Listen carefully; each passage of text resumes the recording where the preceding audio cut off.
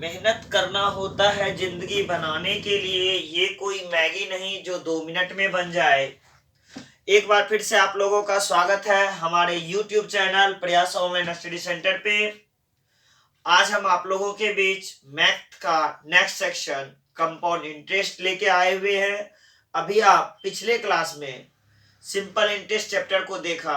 अब simple interest के बाद हम लोग कंपाउंड इंटरेस्ट अर्थात चक्रवृद्धि ब्याज की ओर चलते हैं। चक्रवृद्धि ब्याज, देखिए सिंपल इंटरेस्ट आप जान रहे थे क्या, साधारण ब्याज, और ये क्या है, कंपाउंड इंटरेस्ट अर्थात चक्रवृद्धि ब्याज। तो डिफरेंस क्या है सिंपल इंटरेस्ट और कंपाउंड इंटरेस्ट में? सिंपल इंटरेस्ट में मिलने वाला ब्याज प्रत्येक साल इक्वल होता है, जबकि कंपाउंड इंटरेस्ट में प्रत्येक साल मिलने वाले ब्याज को अर्थात इंटरेस्ट को मूलधन के साथ जोड़कर उस राशि पर पुनः ब्याज ली जाती है। तो वह क्या कहलाता है? चक्रवृद्धि ब्याज। अर्थात जो आपको ब्याज मिल रहा है उसका हर साल क्या लिया जाएगा? ब्याज लिया जाएगा। तो चक्रवृद्धि ब्याज, चक्रवृद्धि ब्याज बराबर क्या हो जाता है? कंपाउंड इंटरेस्ट इक्वल टू मिश्रधन अमाउंट माइनस क्या? प्रिंसिपल। तो मिश्रधन तथा मूलधन के अंतर को चक्रवृद्धि ब्याज कहते हैं। ऐसे आप मिश्रधन तथा मूलधन के अंतर को पहले भी ब्याज बोल रहे थे और यहाँ भी क्या होगा? ब्याज। अगर वह सिंपल इंटरेस्ट है सिंपल इंटरेस्ट कहलाएगा, और कंपाउंड इंटरेस्ट है तो कंपाउंड इंटरेस्ट कहलाएगा। तो क्या हो गया? चक्रवृद्धि ब्याज इक्वल टू मिश्रधन माइनस प्रिंसिपल अर्थात अमाउंट माइनस प्रिंसिपल अर्थात मूलधन। तो मिश्रधन तथा मूलधन के अंतर को चक्रवृद्धि ब्याज कहते हैं। तो P बराबर मूलधन बराबर क्या हो जाएगा? A minus CI। CI अर्थात कंपाउंड इंटरेस्ट, A अमाउंट हो गया, फिर प्रिंसिपल हो गए। तो A बराबर क्या हो गया भाई? P प्लस क्या? CI। P प्लस क्या? CI। अभी देखिए फॉर्मूला, बेसिक फॉर्मूला आप देख रहे हैं। चलिए, अब अमाउंट बराबर फॉर्मूला होता है P इंटू 1 प्लस R बटा 100 power T। P into 1 plus R बटा 100 पावर क्या? T। तो R आपका रेट ऑफ इंटरेस्ट, T आपका टाइम, P तो आप जान रहे हैं मूलधन है, और ये क्या है? अमाउंट अर्थात मिश्रधन है। चक्रवृद्धि ब्याज बराबर CI बराबर P इंटू 1 प्लस R बटा 100 पावर T माइनस 1। ये आपका क्या है? चक्रवृद्धि ब्याज। लेकिन जब आप सवाल बनाते हैं इन दोनों स्टेप का इस्तेमाल ना करें, आप डायरेक्ट क्या करें कि अगर आपको चक्रवृद्धि ब्याज भी पूछा जाए तो आप अमाउंट निकालिए। कैसे? Direct P into 100 plus R1 बटा 100 इंटू 100 प्लस R2 बटा 100 डॉट डॉट कहां तक? जितना वर्ष का दिया रहे उतना वर्ष का। जैसे आपको बोला जाए कि 1 वर्ष का क्या होगा, 2 वर्ष का क्या होगा, 3 वर्ष का क्या होगा, जैसे तीसरा वर्ष का होगा तो हम फिर क्या लिखेंगे? 100 प्लस R3 बटा क्या? 100। चौथा का रहेगा फिर चौथा लिखेंगे।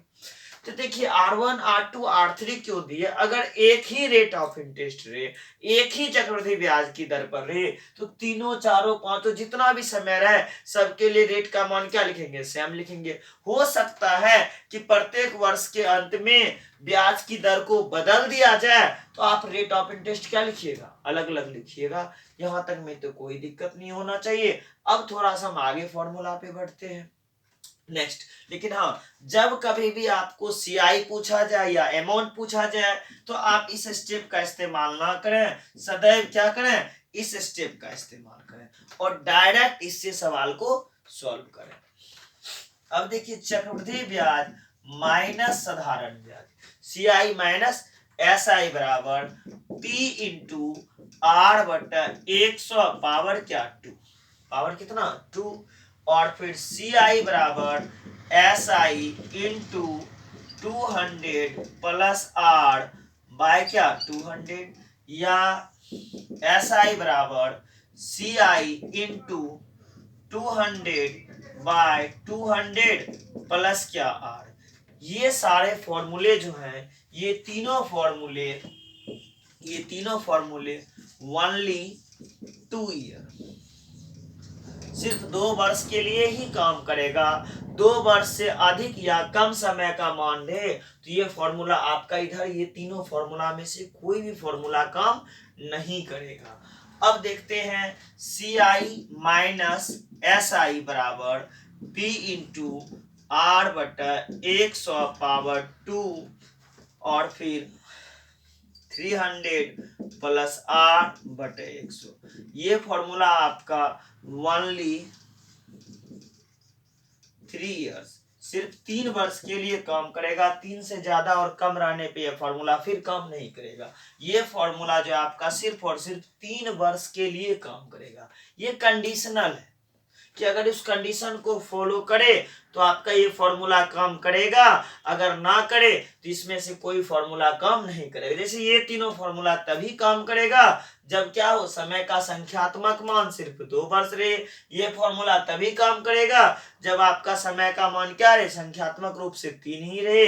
और देखिए एक प्रिंसिपल बराबर होता है a1 into a1 divide by a2। अब ये कब काम करेगा, व्हेन जब T2 equal to 2 Guna T1। अब देखिए T2 equal to 2 Guna T1 का अर्थ क्या हो गया, या तभी काम करेगा जब दूसरा समय जो है पहले समय का 2 गुना रहे। हम हर फॉर्मूला का इस्तेमाल करके बना के आपको बताएंगे कि कैसे किस स्टेप्स का हमको इस्तेमाल करना है, कैसे किस सवाल को हमको सॉल्व करना है, जो टोटल आपका क्या हो, बेसिक क्लियर हो जाए, कहीं कोई दिक्कत नहीं हो। तो चलिए नेक्स्ट हम देखते हैं। अब देखिए हम इस फॉर्मूला को लेते हैं और रेट का एक नया फॉर्मूला निकालते हैं कि रेट अगर पूछा जाए तो डायरेक्ट कैसे निकाल सकते हैं। देखिए ए बराबर हम क्या जानते हैं, P इंटू 1 प्लस आर बटा 100 पावर क्या T। अब हम P को इस तरफ कर दें तो क्या हो जाएगा, A by P into 1 plus R बटा 100 पावर क्या T।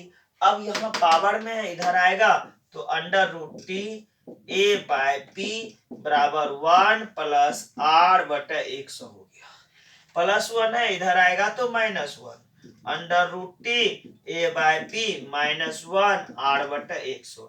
इसलिए रेट ऑफ इंटरेस्ट r बराबर हो जाता है आपका under root T a by p -1 multiply 100। अगर कभी आपको चक्रवृद्धि ब्याज का दर पूछा जाए तो आप डायरेक्ट इस स्टेप का इस्तेमाल करें, जिससे क्या होगा, सवाल का आंसर निकालने में बिल्कुल कहीं भी परेशानी नहीं होगी। आप डायरेक्ट रेट ऑफ इंटरेस्ट निकाल सकते हैं। दूसरा रेट ऑफ इंटरेस्ट सीआई और एसआई से रिलेटेड 2 वर्ष के लिए पूछा जाता है, वह हम कैसे निकालेंगे देखते हैं, ताकि आपका जो लंबा लंबा सवाल बहुत लंबा बहुत टाइम वेस्ट कराता होगा सीआई में, वह बिल्कुल समय अब नहीं लगेगा। अगर आप सीआई से डर रहे थे पहले तो अब सीआई से डरने की आवश्यकता बिल्कुल भी नहीं है। सीआई का डर समाप्त हो जाएगा कि हमको गुना करना पड़ता था, बार बार गुना करना पड़ता था। अब आप बार बार गुना नहीं करिएगा और डायरेक्ट आंसर दे सकते हैं। चलिए देखिए यहाँ से रेट का फॉर्मूला हम कैसे निकालते हैं। सी आई माइनस एस आई बराबर पी इंटू आर बटा 100 पावर क्या दिया हुआ है 2। अब देखिए सी आई माइनस एस आई बराबर, यहां से रेट कैसे निकल जाएगा, आप P को इस तरफ कर दीजिए, C I minus P S I divide by P equal to R बटा 100 का क्या होल स्क्वायर। इस सी आई माइनस एस आई को हम डिफरेंस बोल लेते हैं। डिफरेंस अर्थात क्या, अंतर। हम बोल लेते हैं सी आई माइनस एस आई को हम क्या बोल लेते हैं, डिफरेंस। इसको क्या बोल लेते हैं, डिफरेंस, ताकि लिखने में बार बार हमको लिखना ना पड़े। या अभी तत्काल आप उसे ये बोल लीजिए C I minus S I D by P R square by 1 2 3 4 10,000। अब देखिए इसको मल्टीप्लाई कर दीजिएगा, यहां से देखिए कौन कौन सा फॉर्मूला निकल जाएगा। आपका क्या हो जाएगा, डी इंटू 10,000 बराबर P इंटू क्या, आर स्क्वायर।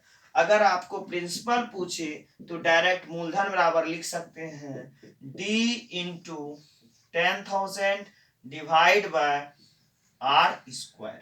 अब देखिए प्रिंसिपल निकालना हो तो डायरेक्ट चक्रवृद्धि ब्याज और साधारण ब्याज का अंतर गुने 10,000 बाय क्या लिख सकते हैं हम, आर स्क्वायर। देखिए यहां से इस स्टेप से हम क्या कर सकते हैं, मूलधन को डायरेक्ट निकाल सकते हैं। कब निकाल सकते हैं, जब हमें चक्रवृद्धि ब्याज और साधारण ब्याज का अंतर दिया रहे और ब्याज की दर दिया हुआ रहे तो। अब देखिए यहीं से अगर हमें रेट निकालना हो, चक्रवृद्धि ब्याज की दर निकालना हो, तो हम कैसे निकालेंगे? अब दर निकालने के लिए हमको क्या करना होगा? आर बराबर आर चाहिए हमको। आर स्क्वायर बराबर क्या हो जाएगा? D into 10,000 divide by P. इसलिए आर आर क्या हो जाएगा? स्क्वायर है, उधर जाएगा तो वर्ग। डी बटे पी, डिफरेंस बटे क्या? प्रिंसिपल इंटू क्या? 100। इससे आपका चक्रवृद्धि ब्याज की दर डायरेक्ट निकल जाएगी। जिस तरह से आप पी डायरेक्ट निकाल रहे थे, उसी तरह से यहाँ क्या निकाल सकते हैं? चक्रवृद्धि ब्याज की दर निकाल सकते हैं। आप पहले फॉर्मूला निकालने के लिए सीख जाइए। अगर आप फॉर्मूला निकाल लीजिएगा, हर टाइप के फॉर्मूला को सीख जाइएगा, तो चक्रवृद्धि ब्याज में कहीं कोई परेशानी आपको बिल्कुल नहीं होगी और चक्रवृद्धि ब्याज से रिलेटेड सवाल को आप तुरंत सॉल्व कर सकते हैं। तो देखते हैं फिर आगे कौन सा फॉर्मूला हम निकालते हैं और कैसे सॉल्व करते हैं। ये तो अब देखिए यहां से जब चक्रवृद्धि ब्याज और साधारण ब्याज दिया हुआ रहे, तब कहा कैसे हम वहां से ब्याज की दर निकालते हैं। देखिए CI बराबर होता है SI इंटू 1 प्लस R बटा 200, 1 प्लस R बटा 200। अब SI को हम इधर कर देते हैं तो क्या हो जाएगा? CI डिवाइड बाय SI बराबर 1 प्लस R बटा 200। +1 है, बराबर किस तरफ आएगा? तो -1 हो जाएगा। तो CI बटा SI -1 बराबर R बटा 200। अब एलसीएम ले लीजिए, इसका क्या हो जाएगा? CI माइनस SI बराबर R बटा 200। इसलिए चक्रवृद्धि ब्याज की दर रेट बराबर क्या हो गया? CI minus SI divide by SI into 200 into क्या हो जाएगा? 200। इस फॉर्मूले से आपको चक्रवृद्धि ब्याज की दर 2 वर्ष के लिए निकल जाएगा और ये काम करेगा कितने वर्ष के लिए? Only 2 years. ये फॉर्मूले जो भी हमें अभी आपको निकाल के दे रहे हैं, डिफरेंस वाला, पहले जो प्रिंसिपल का निकाले, दूसरा जो रेट ऑफ इंटरेस्ट का निकाले और तीसरा फिर रेट ऑफ इंटरेस्ट के लिए निकाले, यह सिर्फ 2 वर्ष के लिए काम करेगा। ये कंडीशन आपको याद रखना है कि 2 वर्ष से समय का मान ज्यादा या कम रहे। इनमें से ये जो फॉर्मूला हम अभी बता रहे थे, 3 फॉर्मूला जो निकाले हैं, कोई भी काम नहीं करेगा। बस आपको इतना याद रखना कि यह जो है काम करेगा कितने वर्ष के लिए? सिर्फ और सिर्फ 2 वर्षों के लिए। तो अभी हम विभिन्न प्रकार के फॉर्मूले को निकाले। अब इसका हमको कैसे इस्तेमाल करना है और कैसे एग्जाम में सॉल्व करना है उसे देखना है, और एग्जाम में किस तरह के सवाल आते हैं उसे देखना है और सॉल्व करना है। अगर आप शुरू से लेकर लास्ट तक हमारे साथ बने रहिएगा तो निश्चित रूप से आपको चक्रवृद्धि ब्याज में अगर परेशानी आ रही थी तो अब बिल्कुल भी नहीं होगी। बस आप क्या करिए, सिर्फ आप देखते रहिए और समझते रहिए। जहां परेशानी हो आप हमसे शेयर कर सकते हैं, हम उसका सॉल्यूशन बताएंगे, निश्चित रूप से बताएंगे।